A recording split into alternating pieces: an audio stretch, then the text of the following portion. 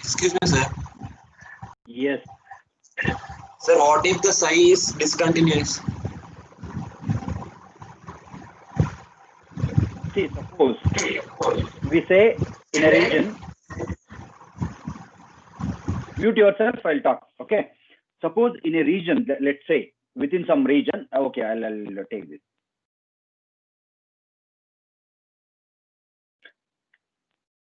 Let's say within this region, particle exists somewhere.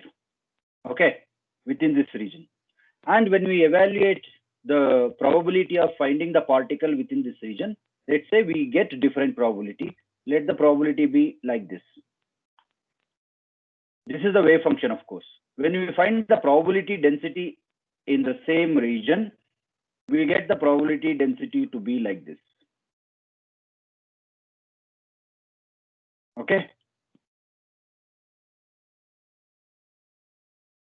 That means the maximum probability of finding the particle here, minimum probability of finding the particle here, again maximum probability of finding the particle here, minimum over here. This is how it looks like. Suppose if psi is discontinuous, let's say.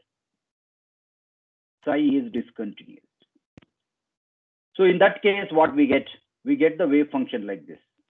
Let's say like this, and here it is discontinuous. Let's say like this. Okay, it is discontinuous here. When we evaluate the probability density for this wave function, what we get? We get probability density is mod psi square. Like this. That means within this region, exactly at this point, particle cannot exist. That doesn't carry any meaning. Exactly at this point, particle cannot exist. No, we cannot say it cannot exist. It is free to appear itself anywhere in this region. Right? Psi cannot be discontinuous. Psi discontinuous means particle is not defined or particle doesn't present at all at this point, which is not acceptable or which is not possible. Particle can be anywhere in this region. There may be chances that it is not in this region, but it has to be defined with a psi square is equal to, that is mod psi square is equal to 0. But it cannot be undefined. You understand? So we say psi has to be continuous everywhere. That means within the region, wherever the region is given, within that region, psi should be continuous. Suppose, where do you apply? A simple, you consider a nucleus and an electron revolving around the nucleus.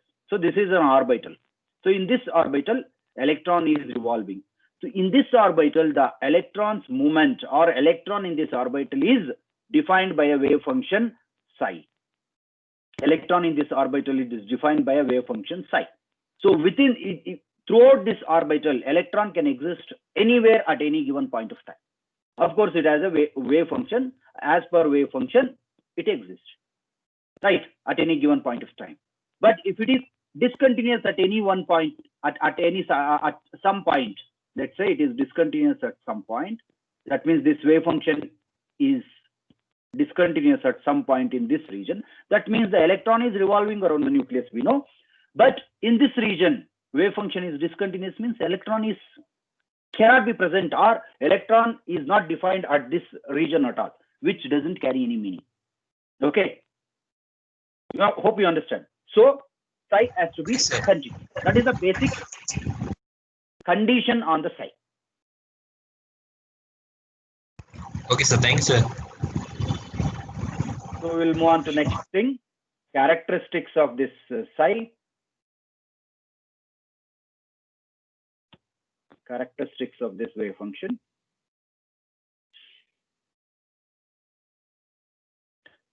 Suppose, see, I said psi is evaluated from second order differential equation, which we call as Schrödinger equation, which we'll discuss in the next class.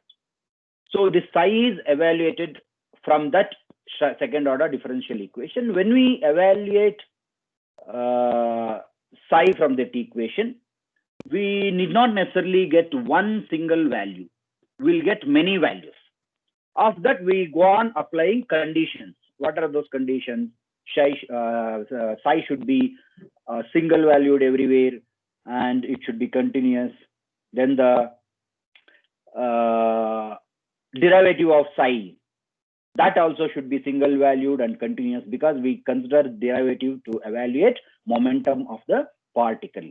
So that also be continuous and single valued. That means the momentum should be single valued, and momentum should have values at all the points. That is the meaning of continuous. Then psi should be normalizable. When we apply this condition, suppose let's say there are 10 solutions we get out of solving second order differential equation, that is Schrödinger's equation. When we apply these conditions, these three conditions, let's say 8 solutions gets off. That means 8 solutions would not, 8 psi values comply with this condition. But we still have 2 solutions which obey all the 3 conditions. Right. Of these 2 wave functions, which defines our particle exact? Both the wave functions may define our particle exact. You cannot restrict, only one wave function should be there. There can be more than one. In that case, what happens? No, those 2 wave functions would be related to each other, and if we have 2 wave functions, then the combination of those 2 wave functions, here you see, let's say psi1 and psi2 both obey the conditions what we have applied. That means both psi1 and psi2 both define the same system, same particle. Both define the same particle. They define well. We cannot deny that. So now the combination of this psi1 and psi2, that is A times psi1 plus B times psi2. This we call as a linear combination. We call it as linear combination. So this is linear combination of solutions. Psi1 is a solution, psi2 is a solution. Linear combination of psi1 and psi2, A psi1 plus B psi2, is also a solution. Is also a solution. Next, to continue with, okay, let's say psi dash is equal to A dash times psi1 plus B dash times psi itself. I'm not talking about psi1, psi2. Psi1 plus psi itself. This is also a solution. So any number of linear combinations of solutions will also be solution. But eventually this A and B factors take the form that this will be, the psi will be, or psi1, psi2 will be part of psi, or psi will be part of psi1, psi2. Like that, it continues. This you will see later. So the linear combination of solutions or wave functions is also a wave equation, wave function. Write down this, afterwards I'll dictate. The wave functions, or else write down. The wave functions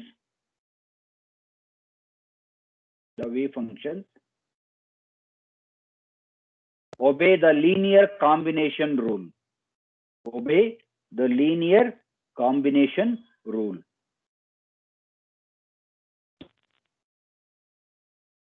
Wave functions obey the linear combination rule.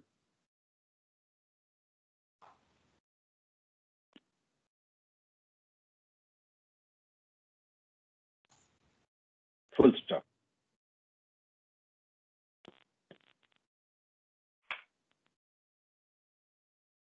And write down this. Write down this.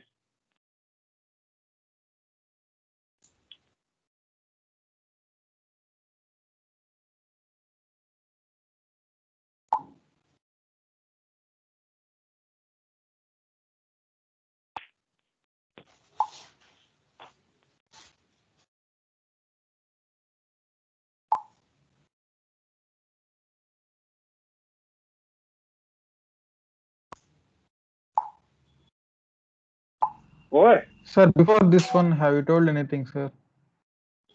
Nothing? What?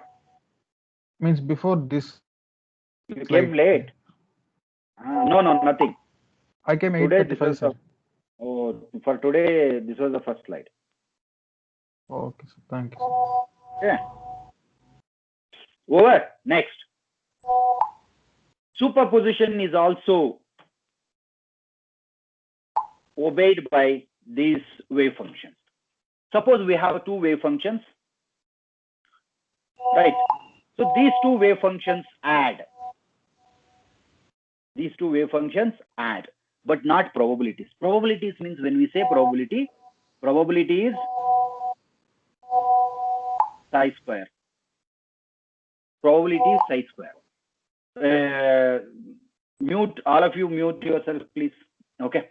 Wave functions add. As we said here, psi1, psi2 add, but not psi1 square plus psi2 square. These two do not add. That's what the superposition principle. So where have you heard this superposition before? Have you heard of superposition? Stationary waves. Stationary waves. Stationary waves. Then Sound wave. Sound waves. Then one more important region. YDC. Yes, yes. No, YDC. gravitation. Huh? YDC. Young's Sir, electric double charge. slit experiment. Anywhere else? Electromagnetic waves. With respect to light, anywhere have you heard of superposition? Young's Wave double optics. double slit experiment. Hey, come on, guys, mechanics. interference. Yeah, wave optics, interference. That is a well-known Yes. superposition principle, right? Interference. What is basic definition of interference? Superposition of? Two waves. Two light, Superposition of two waves. two light waves. That is what we call as interference, right? Yes. Superposition, of course, happens between any waves or at any places, but the most, what is that? Most ordered, well-organized superposition happens in the phenomena of interference. Very well organized. Also, you see the same similar superposition in the case of beats, right? In sounds. Okay. So this superposition is also possible with these wave functions. What is it that we are talking about? We are talking about moving particles, right? And we attached a wave function to this moving particle. Now we are saying, what are we saying? We are saying these particles undergo superposition, or the waves undergo superposition. That means the particle behavior should exhibit superposition, which is something unusual. So let's see this. An experiment, simple experiment, electron experiment. See here, this is slit, right? Slit 1, slit 2. Two slits, and we have electrons incidenting on this slit. These are monochromatic electrons. Let's say we have energized all the electrons at the same energy, and they are all traveling in the same direction, right? First, let us close this slit. Let us close slit 2. Allow only electrons through slit 1. What do you see? Electrons at the slit 1, they get scattered and they move like this. But the maximum electrons go in this direction, right? And we get a distribution of electrons like this. Do you agree? Yes, sir. Yes. Yes, sir. Now, Sir, is it close Young's now. double slit experiment? Yes, exactly. Young's double slit experiment. Here, instead of light rays, there you are using light rays. Instead of light rays, we are using here electrons. That's it. Nothing else is changed. We have the double slit. We have screen. Okay. Slit, the other slit, and we are seeing how the electrons are emerged emerged out of the slit and fallen on the screen. This is how it looks like. Do you agree with this? How it looks like? Yes, sir. Yes, sir. Yes, sir. Yeah, very good. Thank you.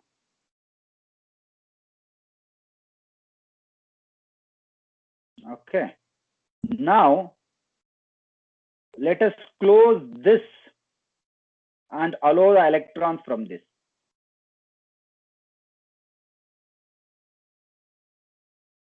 This is how we see, right? Yes, sir. Okay. If we consider the electrons which emerge from here are having wave function psi1, if you consider they are having wave function psi2 which emerges from here, then this distribution is given by psi1 square and this distribution is given by psi2 square. Do you agree?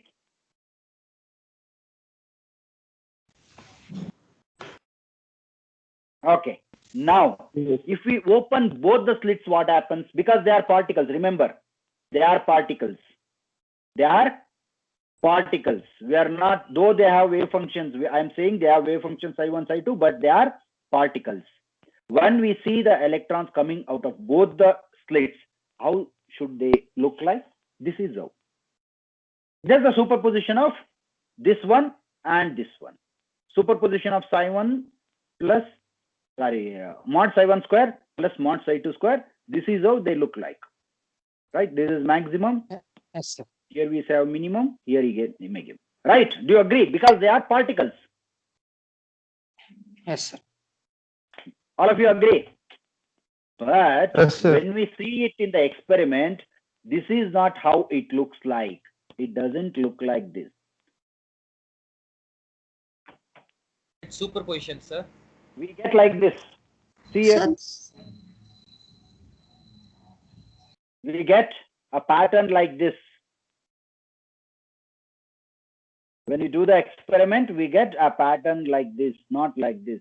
So this pattern is something similar. Where did we observe this pattern? Fringes, sir.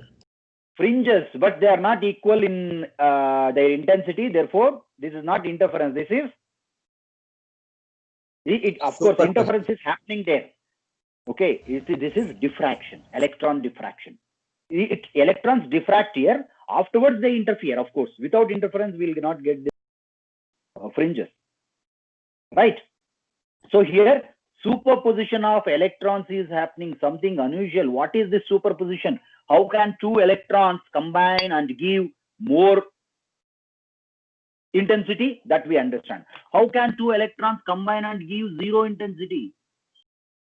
How can two electrons combine and give zero intensity, which is not acceptable, which is not possible with the particle nature of electrons? Right? Many electrons combine and give high intensity, that we understand. Right? There is nothing new. Two electrons, one electron was coming at this point. Now two electrons are coming, or three electrons coming. I understand.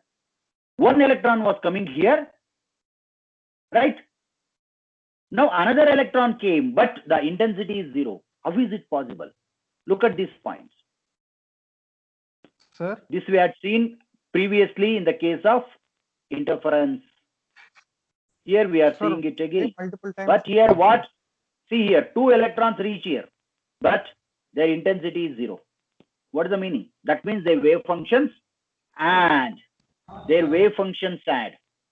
And after their wave function SAD, if we evaluate the probability density for that wave function, we get it zero. Right? So this is a very clear indication of what? Very clear indication of what?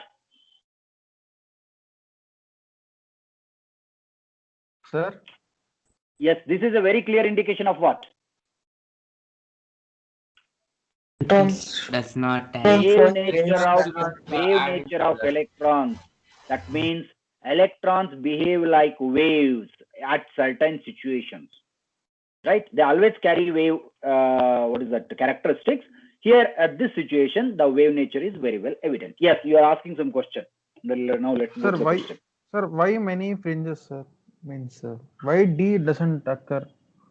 I didn't get. Sir, you have given A, B, C, D, E, no, sir. Why D doesn't occur, but E occurs, sir? Main reason. This, see, if the electrons purely behaved like particles, D would have occurred. Okay. If electrons purely behave like particles, only D would have occurred. But the electrons are not behaving like just the particles. They also have wave nature. They are behaving like waves here. And that is why E is happening. This is pure particle nature, but they are not behaving like this. They are behaving like waves. When do they behave like waves? When they are passed through such a small opening in the slit. Right? If you keep this open, full, if you remove this and keep this open, if you allow them to pass through full slit like this, you will not observe this. The same thing with the light rays, right? Right? Yes, sir. When you have very small openings, then only you see the interference, the superposition of waves. Otherwise not. The same thing is happening here. That means. So, excuse me, sir. E yes. occurs because electrons act as both particle nature and wave nature, right? That's why. See here, no. Electrons are basically particles, but the Okay. E indicates electrons also have wave nature. Here, Wave this is not nature. particle nature. This E is not particle nature. E is Okay. wave nature. Sir, but if it acts fully particle nature, D will occur. Yes, Okay. but it is not acting like particle as a purely as particle in this case, where we Okay. are allowing the electrons to go through small slit. Okay. Okay.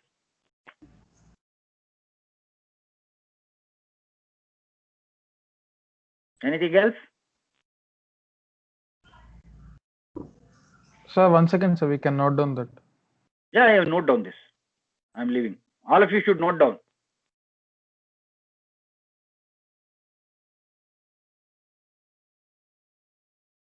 Sir, in D, the probabilities are adding. Yes, that is not possible. See, if it was a pure particle, right? This could have happened, right? We could have added the intensities and we could have just done this graph, but it is not happening. We cannot do that. So we have to add the wave functions and then take the probability. This is how you get it. This also clearly indicates the wave nature of the electron. This is particle nature. This is particle nature. This is wave nature.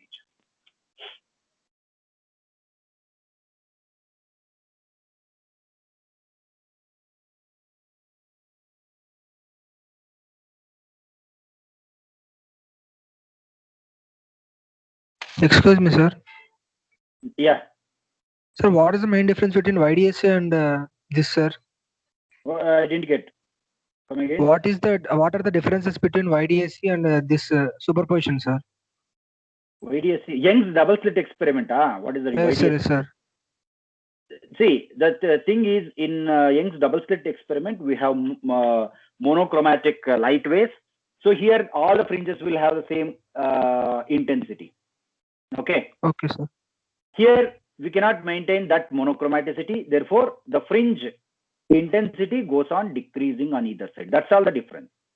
In Young's Okay, double slit experiment, you will have same. But otherwise, they both are same. Both same phenomena is happening in both the cases. Okay, sir. Sir, Yes.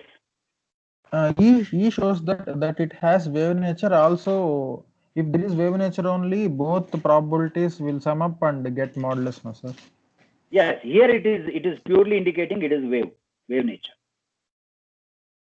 Means that Purely- equation meaning is also that only, no, sir? Both modulus with square. No. This is different. This is different. See, what this says is, this you will get even without the equation. This is plain. See, you forget that equation. I'll tell you just a minute. You forget this equation. You close one slit, allow electrons to pass through the other slit. They get scattered. I'm not talking about diffraction here. They get scattered. Of course, maximum electrons go here, and the number goes increasing on. Right. This is how we get a graph when we allow electrons to pass through this slit. Okay. When you close this slit and allow electrons to pass through this slit, this is how we get. When we allow electrons to pass through both the slits, right, the maximum electrons will go in this direction and also in this direction. And either side, the number of electrons, they get scattered. Of course, they get scattered. The number of electrons, they decrease on either side. Like this. Okay. Yes, sir. Here also they decrease. Here also, you don't have to apply the equation here. Here also they decrease. So when you check the number of electrons hit the screen in unit time, you will get the maximum number here and number goes on decreasing. Here it decreases, but because it adds up from both the slits, it would have some positive value. Then again it rises for the second slit, then again it decreases. You forget about this. You don't have to worry about this. This is how it happens if it is particles. This is how it was expected to happen. But what we got is this one, which we observe in purely waves. This we observe in purely electrons. What we have here, we have a screen. On the screen, the electrons sit and we count how many electrons sit in unit time at that particular point. That is what we have written here. It is the intensity of electrons. That means the number of electrons collected on the screen. Clear? Yes, sir. So due to wave nature, it acts as a wave. Yes, due to wave nature, we get this pattern. This equation is not for this equation. No, equation also works well, but you don't have to worry about, even without the equation, these three holds good. Without even psi1 square, psi2 square, psi1 square plus psi2 square, even without telling that, this happens. Okay. Oh, okay, sir. Okay. Thank you, sir.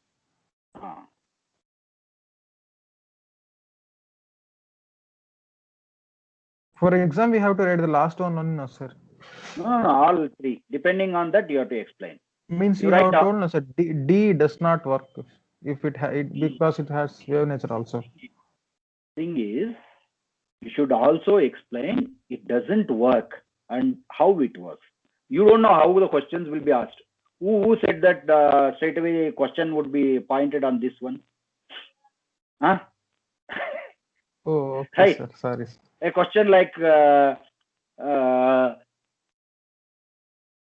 if electrons are considered in Young's double slit experiment, okay, sketch their distribution on the screen based on pure particle nature. What will you do?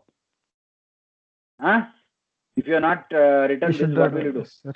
You should draw D, this, we right? should draw D. Yes, what will you don't see? You have to understand the difference between these two, and this is what we consider.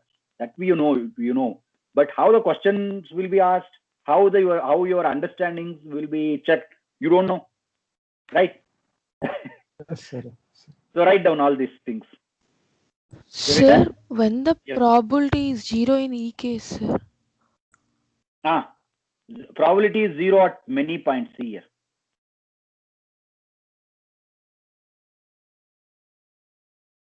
Zero or very, very less. But if you check here, let's draw a line here from E.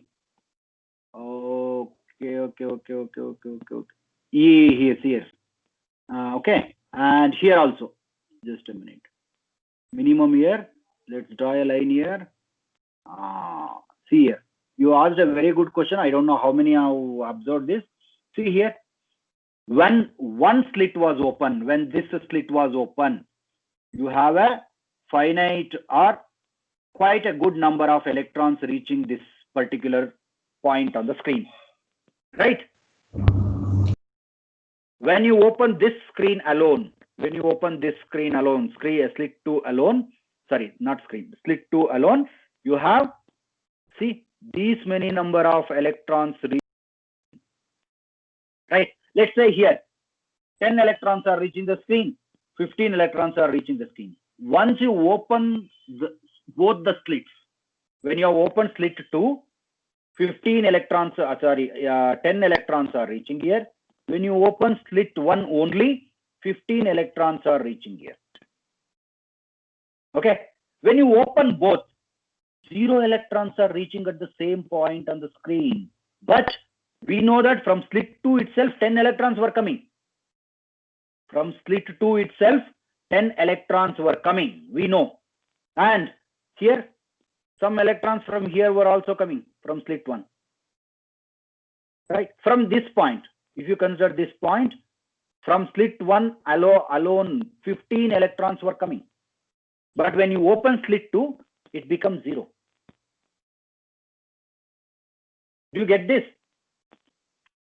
When you Yes, open sir. single slit, there were electrons coming. Even after, they keep coming, right? Let's say I send in 100 electrons from here. 100 electrons, let's say, come here. Okay. Of these 100 electrons, 50 will come here. Let's say 40 will come here. 40, then 20, 20, then 10, 10, then whatever is remaining, they will come here. Okay. So this 10 electrons, irrespective of whether slit 1 is open or not, they keep 10. If I keep on sending 100 electrons every second, 10 electrons will reach here. Do you agree? All of you? Yes, sir. Do you agree? 10 electrons keep on reaching here. But as soon as I open slit 1, these 10 electrons do not reach here. Where are they going? They are not coming through the slit 1. They are coming through slit through. They had to come here. But all of a sudden they have stopped coming here. Where did they go? They didn't go anyway. They still kept coming here. But that 10 there were electrons lesser compared. Another 10 electrons which came from here, and these both interfere destructively.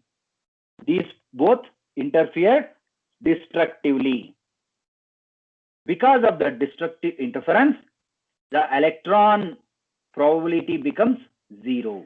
So here we cannot talk about electrons interfere destructively, because they are particles. Two masses interfere destructively. That doesn't that doesn't make any sense or meaning. So we cannot say electrons interfere destructively, right? 2 electrons means 2 electrons. Each of them have mass. Where can the mass disappear? That's not possible. That's something which is not possible. Therefore, we say electron wave functions interfere. Electron wave functions interfere. Right? Electron wave functions interfere. So when the electron wave functions interfere, of course, they can interfere destructively or constructively. When they interfere destructively, of course, we get 0.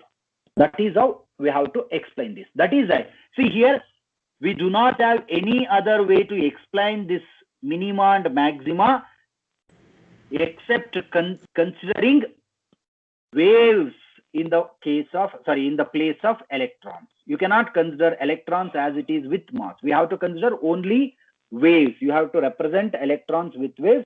Then only you get this meaning, or you can explain this situation.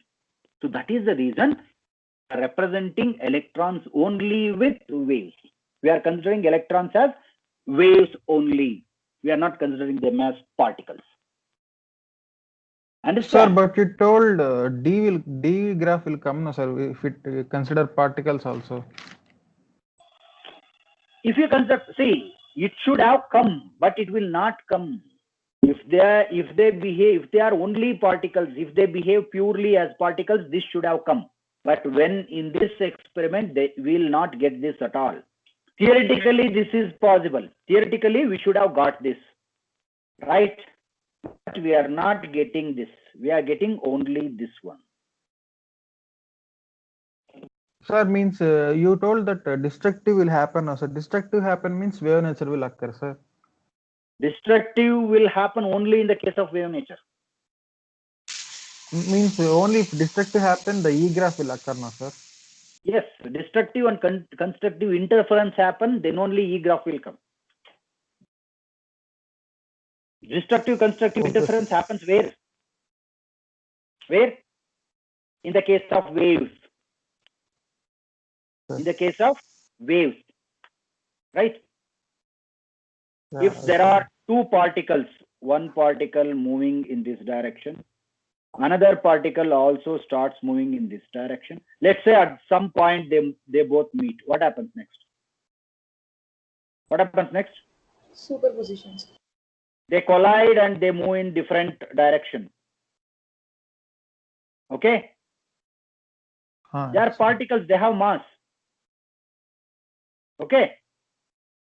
If there is a wave moving in this direction, another wave is also moving in this direction. They meet at this point. From here on, they superpose and move together. So this superposition happens only in the case of wave. So here superposition is happening. Here superposition is happening. Therefore, this superposition is happening only because of waves. Therefore, we are considering electrons as wave here. So we are considering wave nature of electrons in this particular situation. Yes. Sir, can you say it as a line so we can note down? Note down. You have written the, did you draw the diagram, graph and all? Yeah, yes, sir. Yes. Yes, sir. Sir, yes. Will we be dealing only with the electrons which are all in phase, sir? No, need not be in phase. Of course, they are moving. They are moving. They are moving in the same direction. Of course, we will have to consider electrons in phase. Otherwise, the interference cannot happen. That's why here I am not saying it as interference. We are saying it as superposition. For superposition, you don't have to worry about the phase. Like slightly off the phase also works. Only if you want the interference and you want all the whole of this fringe width or fringe height to be same, then you have to go with in phase electrons. Yes. Sir, but in YDSC, all the light waves were in phase, no, sir. Only then interference would happen. No. See, there are two things. Interference is a type of superposition. Superposition happens everywhere. Okay. If they are in phase, let's say this is the screen. If they are in phase, you will get same intensity. Like this. Okay. All the intensity of all the fringes are same. Okay. If they are not in phase, what happens? This is what happens. But still, superposition is still happening. Interference is one specialized phenomenon of superposition. Okay. You have to get interference with all the what is that, intensity is equal. Then you have to consider that same phase monochromatic. Even otherwise, it happens. It doesn't mean that it doesn't happen. Even see, in the case of diffraction, what happens? Diffraction, what happens? It bends over, sir. Bends. That's it. What do you see in diffraction? This is the slit. Slit is here. Okay, slit is here. This is the screen. Okay. What happens then? It bends. That's it. We see a maxima here. Then the second maxima. Then the third. Then the fourth. Similarly here. What does this indicate? Here also interference is happening. Superposition of waves is happening. Superposition of waves is happening. But the thing is, the intensity is decreasing. So we do not call it as interference, but we call it as diffraction. But after diffraction, interference has to happen. Otherwise, you do not observe the diffraction pattern at all. Okay. So here, first light rays diffract and then get interfere. Here, in this case, they get interfere, but they are all in phase and monochromatic. That's why we get all are of same intensity. Like this. That is the difference. Okay. Yes, sir. Thank you, sir. Now, you want me to say some few sentences, right? Okay, let me. When electrons are subjected to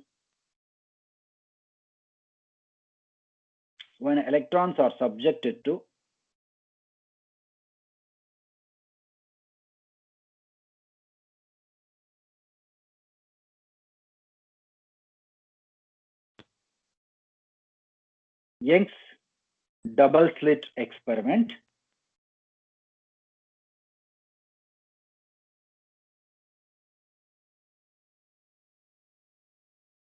Young's double slit experiment, we see Young's double slit experiment,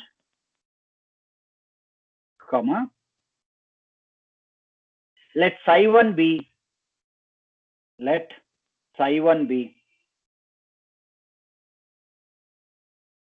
wave function of electrons from slit 1 and psi2 be wave function of electrons from slit 2.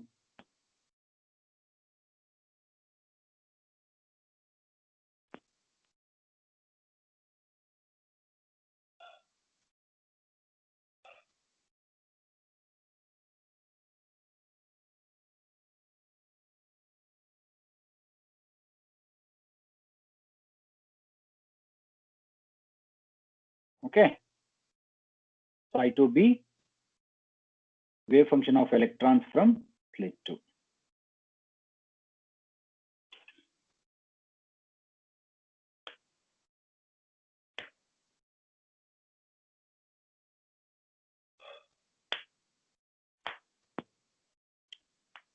Full stop.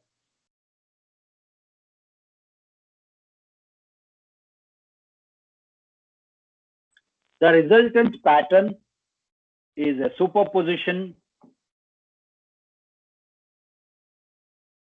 The resultant pattern is a superposition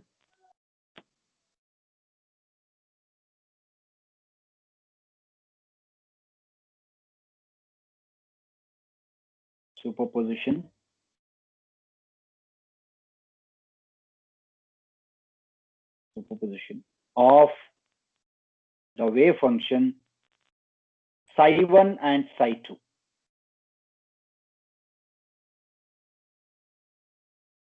Psi1 and psi2.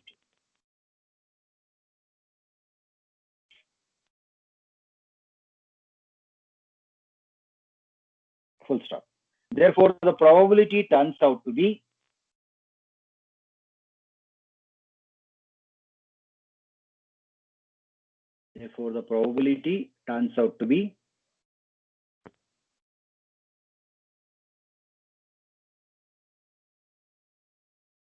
mod psi1 plus psi2 square, or psi1 plus psi2 mod square.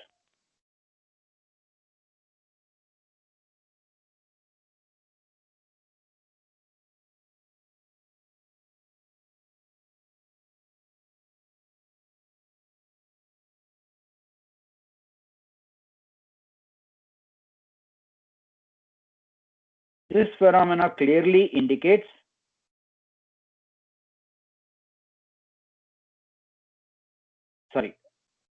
phenomena could only be explained. This phenomena could only be explained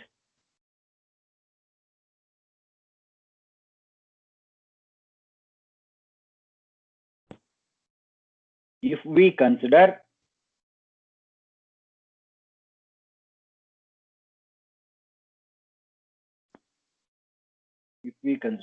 wave nature of electrons.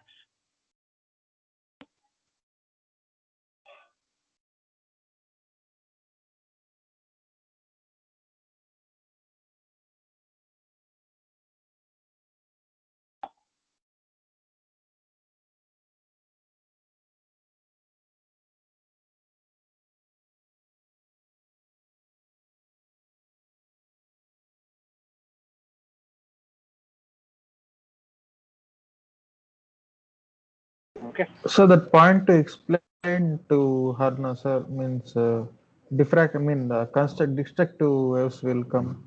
That is not necessary. That is in detail. That you have to just understand. It's not necessary. Oh, okay, sir. Clear? Shall we move on to next Yes, slide? sir. Fine. Yes, sir. Yes, sir. Next is the uncertainty principle. This is very, very important principle. This puts condition on the this is a condition put by the nature. Heisenberg's uncertainty principle. This is this principle exists naturally. But the Heisenberg proposed it, right? what it says, it is impossible to know both the exact position and exact momentum of an object at the same time. Suppose a particle is moving, it is impossible to know the position and momentum of a particle at the same time, right? We are considering a particle which is in motion. It says very simple, at any given point of time, it is impossible to find position and momentum. That means if we measure position and momentum, it cannot be exact. That is what it is. At any given time, if we try to find the position and measure the position and momentum, always there is some uncertainty. We cannot say it is error. Error is different, uncertainty is different. Error is what we make or the instrument make. Uncertainty is what included naturally, that we do not have any control over it. So this uncertainty cannot be reduced using or improving your measuring equipment. This uncertainty exists naturally, irrespective of resolution of the machine or the measuring equipment we use. This uncertainty exists. So it is impossible to know both the exact position and momentum of an object at the same time. So there is always some uncertainty in measuring position as well as measuring momentum. So this is accounted as uncertainty in measuring position is delta x multiplied by uncertainty in measuring the momentum is delta p. This is uncertainty. Many a time we take it as error also, but here you have to call it as uncertainty. Uncertainty occurs naturally. So delta x into delta p is always greater than or equal to h cross by 2. H cross by 2. What is h cross?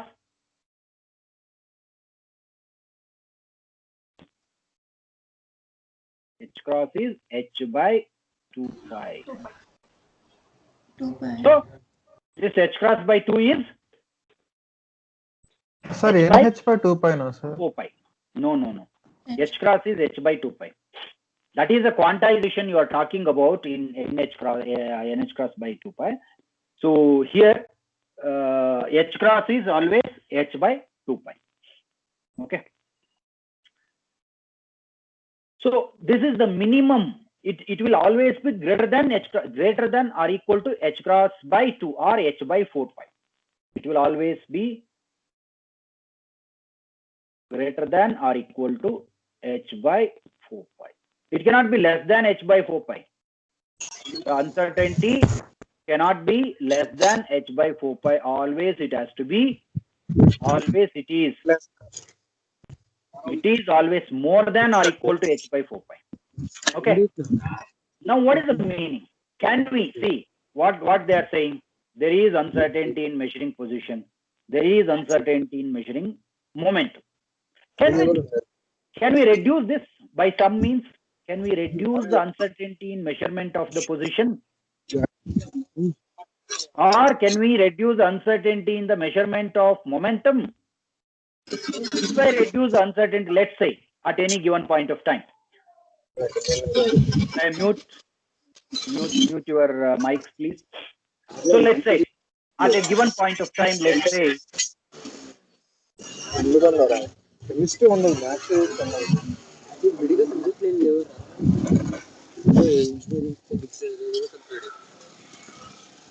Kaushik.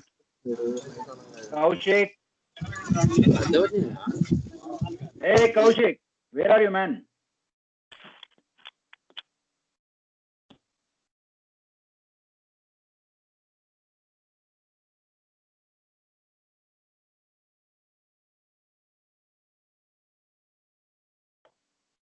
Okay, so let's say at some point of time,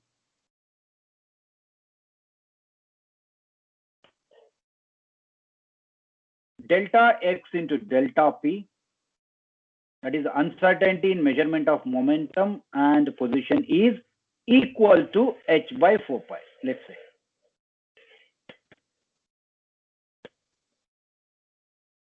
Equal to h by 4 pi, right?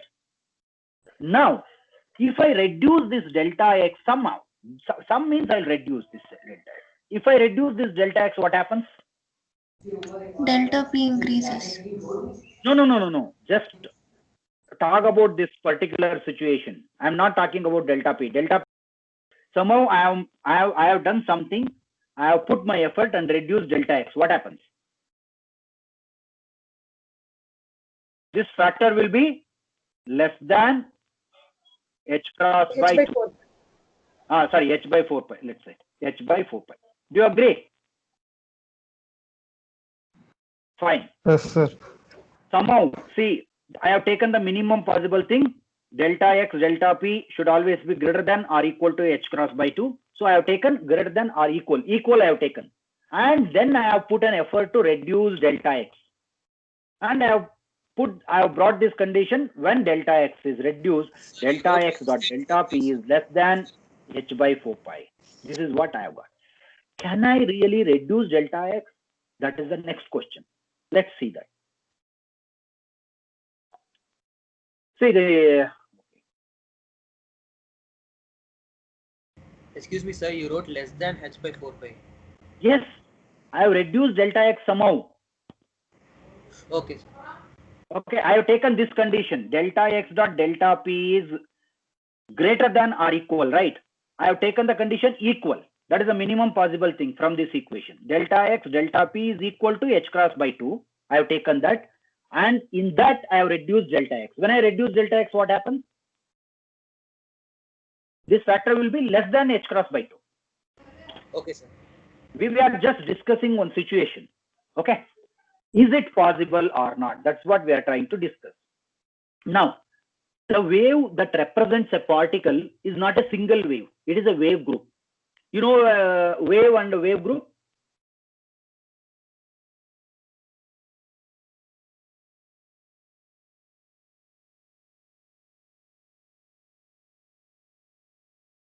Continuous wave, sir. This is a single wave, right? Wave group looks like if 1, 2, 3, or 4, 5, 6, 7 or n number of waves superimpose, just like what you have studied in sound waves. A wave group is formed like this. Okay, this wave group has a wavelength like this. This is what you call wave packet, right? This is wave packet. Okay, this is how a particle wave is constituted. It is not a single wave. It is a wave group. This is how it looks like. Right? This is a wave group. See here, it has lower amplitude, it has higher amplitude, it has lower amplitude. So it is a wave group. It is not a single wave. Right? So in this wave group, if we have to measure a wavelength, let's say from here to here, or from here to here, from here to here, wherever we want to measure the wavelength, then we need enough, because it is not well defined at all the places. This wave is not well defined at all the places because it is a wave group. It is a wave group, right? It is not as well defined as this single wave. This is a single wave. So it is not well defined. So if we have to measure the wavelength, then what we have to do, because it is not well defined, we have to measure the wavelength from here to here, then from here to here, then from here to here, and confirm which is the best value or which value suits it. So if we have to measure a wavelength properly, we have to consider wave in a certain distance, right? If we have to measure the wavelength properly, we have to consider wave in a certain distance. We cannot take very small distance for this wave and calculate lambda. Then we will end up with lot of error in lambda. If you want a very good value of lambda, we have to consider wave through a large distance or a considerable distance. When we consider wave through a considerable distance delta x, we get a good value of lambda. When we consider wave through a distance delta x, right, we get good value of lambda, otherwise not. if we try to consider wave in this only in this region as delta x, right? I wanted to reduce delta x, so I am considering only in this region. When I consider wave only in this region, the wave is not so well defined. Therefore, lambda is highly uncertain, right? Highly uncertain. So I have to find a good lambda or a precise lambda value. I have to find, or I have to consider a large value of delta x. When I consider large value of delta x, what happens? Lambda is precise, but delta x is large. P is equal to h by lambda. That is, just a minute. We have P is equal to h by lambda. This is the momentum. So when I consider delta x a large value, okay, what we get? We get a precise momentum. But to get a precise momentum, we are losing on the position. Position has increased enormously. So delta x is large. Okay. Next, if I consider delta x small, see, delta x is considered very small, but the wavelength is not well defined. Therefore, we will lose on wavelength. So delta x is small.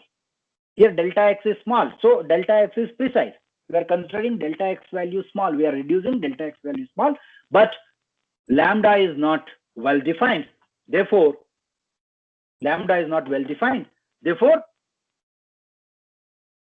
again, delta x dot delta p will be greater than or is equal to h cross by 2.